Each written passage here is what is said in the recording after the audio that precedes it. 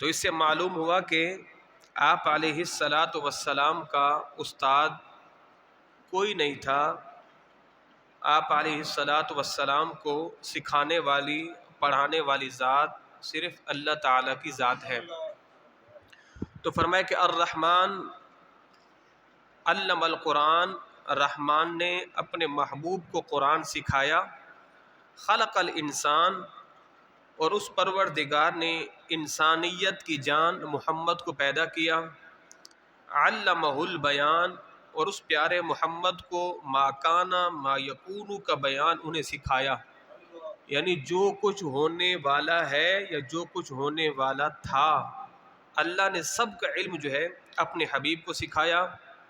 اب اللہ تبارک و تعالیٰ آگے اپنی نعمتوں کو بیان فرما رہا ہے، الشمس سورج، والقمر چاند، بحسبان ایک حساب سے چل رہے ہیں، والنجم اور پودے سبزے کھیتی باڑی، والشجر اور درخت، یسجدان یہ اللہ کو سجدہ کرتے ہیں۔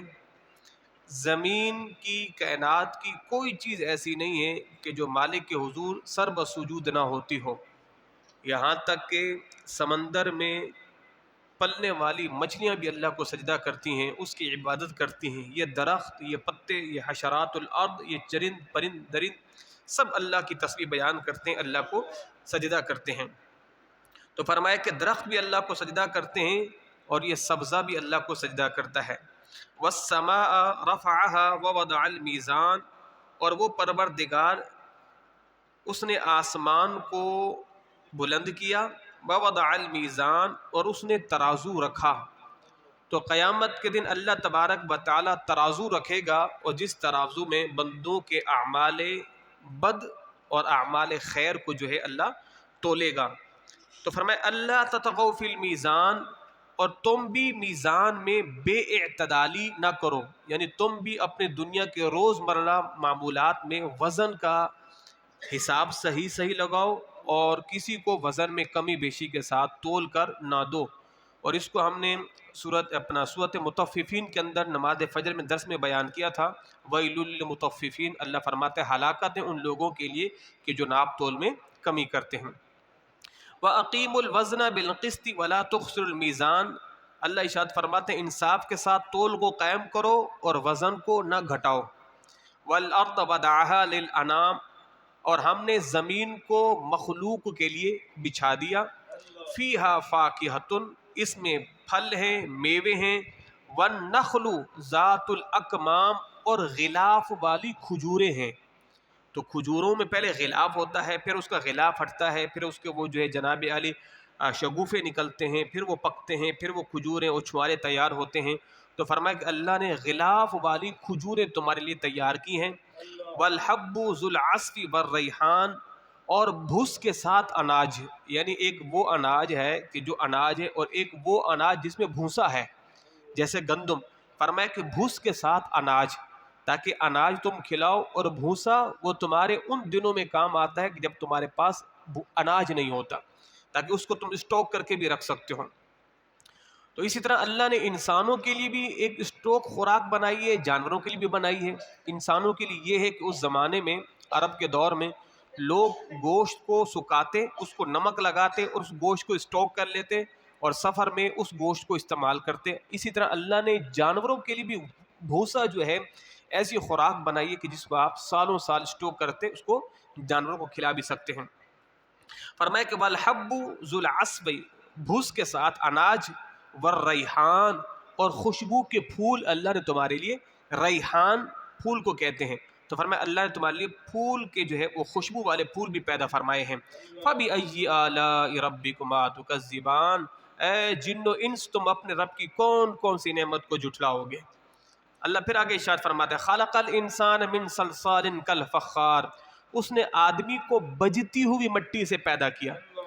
مٹیوں کی قسمیں ہوتی ہیں، جب جناب جبریل کو اللہ نے فرمایا کہ اے جبریل مٹی لاؤ، تو جناب جبریل نے زمین کے ہر حصے سے تھوڑی تھوڑی مٹی لی، یعنی سخت زمین، بنجر زمین، نرم زمین، خشک زمین، تر زمین، تو جناب جبریل نے کائنات کے ہر حصے سے مٹی کو لیا ہے۔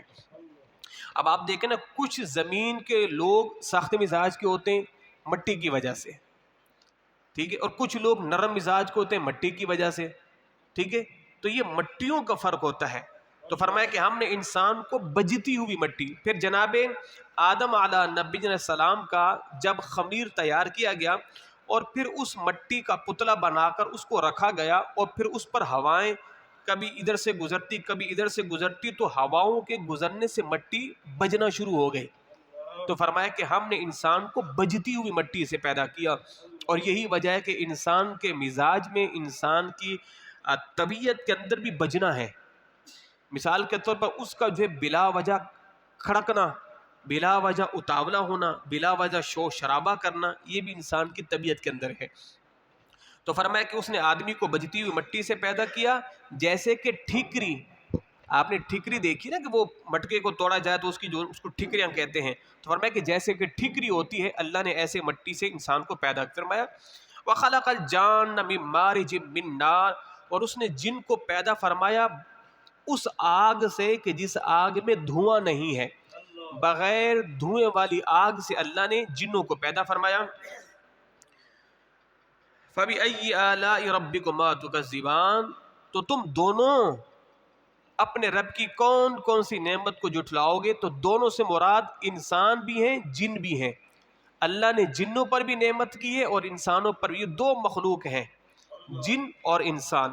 انسانوں کے اندر تو مسلمان بھی ہیں، کافر بھی ہیں، جنوں کے اندر مسلمان بھی ہیں اور کافر بھی ہیں۔ تو قیامت کے دن جہاں انسانوں کا حساب و کتاب ہوگا، وہیں پر جنات کا بھی حساب و کتاب ہوگا۔ تو اللہ ارشاد فرماتا ہے رب المشرقین و رب المغربین، دونوں مشرق کا مالک اللہ، دونوں مغرب کا مالک اللہ۔ فَبِأَيِّ آلَاءِ رَبِّكُمَا تُكَذِّبَانِ، تم دونوں اپنے رب کی کون کون سی نعمت کو جھٹلاؤ گے؟ یعنی کون کون سی نعمت کو جھٹلاؤ؟ اس کی نعمتیں اتنی ہیں کہ کتنی نعمتوں کو جھٹلاؤ گے، کتنی نعمتوں کا انکار کرو گے۔ وَإِن تَعُدُّوا نِعْمَةَ اللَّهِ لَا تُحْصُوهَا، اللہ فرماتے ہیں میری تو نعمتیں اتنی تم کو گن ہی نہیں سکتے، ان کا تم شمار ہی نہیں کر سکتے۔ مَرَجَ الْبَحْرَيْنِ يَلْتَقِيَانِ، اس نے دو سمندر بہا دیے، یلتقیان کے دیکھنے میں لگے گا وہ دونوں ملے ہوئے ہیں، پر آگے اللہ ارشاد فرماتا ہے بَيْنَهُمَا بَرْزَخٌ لَا يَبْغِيَانِ، اور ہے ان میں روک، ایک دوسرے پر بڑھ نہیں سکتے۔ آپ نے دیکھو کہ وہ ویڈیو تصویروں کے اندر دو سمندر ہیں، وہ بالکل آپس میں ملے ہوئے ہیں، ایک کا پانی الگ ہے، ایک کا پانی الگ ہے، ایک دوسرے سے مل نہیں سکتے۔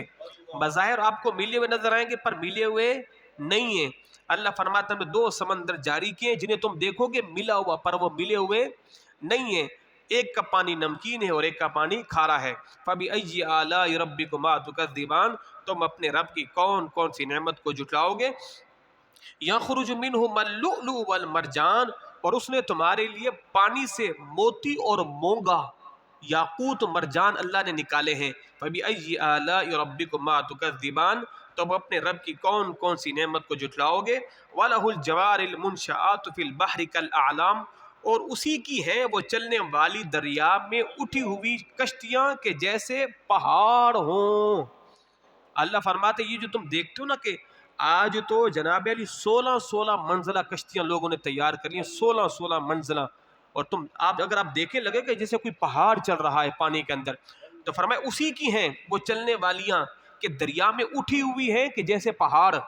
فَبِأَيِّ آلَاءِ رَبِّكُمَا تُكَذِّبَانِ، تم اپنے رب کی کون کون سی نعمت کو جھٹلاؤ گے؟ کل من علیہا فان، زمین پر جتنے ہیں سب کے سب فنا ہو جائیں گے۔ وَيَبْقَى وَجْهُ رَبِّكَ ذُو الْجَلَالِ وَالْإِكْرَامِ، اور باقی تمہارے رب کی ذات عظمت اور بزرگی والی رہے گی، سب فنا ہو جائیں گی، ماں سوائے مالک لم یزل کی ذات کہ اس نے فنا نہیں ہونا۔ فَبِأَيِّ آلَاءِ رَبِّكُمَا تُكَذِّبَانِ، تم اپنے رب کی کون کون سی نعمت کو جھٹلاؤ گے؟ يَسْأَلُهُ مَنْ فِي السَّمَاوَاتِ وَالْأَرْضِ، اس کے منگتے ہیں جتنے آسمان میں اور زمین میں ہیں۔ کتنی خوبصورت آیت ہے۔ اللہ فرماتے سب اسی کے منگتے ہیں، سب ہمارے ہی منگتے ہیں، چاہے وہ آسمانوں میں ہوں چاہے زمین میں ہوں۔ كُلَّ يَوْمٍ هُوَ فِي شَأْنٍ، ہر دن ایک کام ہے۔ اللہ تبارک و تعالی ہر دن ایک کام میں مصروف ہے، کائنات کو چلانا ہے، کائنات کا نظام ہے، کسی کی روزی روٹی، کسی کی روح کو قبض۔ فرمائے کہ وہ تمہارا مالک ہر دن ایک نئے کام میں ہے۔ فَبِأَيِّ آلَاءِ رَبِّكُمَا تُكَذِّبَانِ، تم اپنے رب کی کون کون سی نعمتوں کو جھٹلاؤ گے۔ سَنَفْرُغُ لَكُمْ أَيُّهَ الثَّقَلَانِ، اللہ ارشاد فرما رہا ہے جلد سب کام نبٹا کر ہم تمہارے حساب کا قصد فرماتے ہیں۔ اللہ فرماتے ہیں جلد ہم ان سارے کاموں کو نپٹا کر پھر تمہارا حساب لیں گے۔ اے دونوں بھاری گروہ، اے دو گروہ سے مراد کیا؟ انسان اور جن۔ اللہ فرماتا ہے کہ ان قریب ان سارے کاموں کو نپٹا کر ہم تمہارا حساب لیں گے۔ فَبِأَيِّ آلَاءِ رَبِّكُمَا تُكَذِّبَانِ، تو تم اپنے رب کی کون کون سی نعمتوں کو جھٹلاؤ گے۔ اللہ اکبر۔ تو اس صورت کو قرآن کی زینت کہا گیا ہے اور قرآن کا حسن کہا گیا ہے، اور اس صورت کا ایک اپنا ہی لطف ہے، اور اس صورت کے اندر جو ترنم ہے، اس صورت کے اندر جو اتار چڑھاؤ ہے، اور اس صورت کے اندر جناب عالی آپ یوں سمجھے کہ جو دلوں کے تاروں کو چھیڑنے والی جو ایک لے ہے، اس کا مزہ پھر اپنا ہی ہے۔ اللہ میں قرآن پڑھنے کی توفیق عطا فرمائے۔ اللہ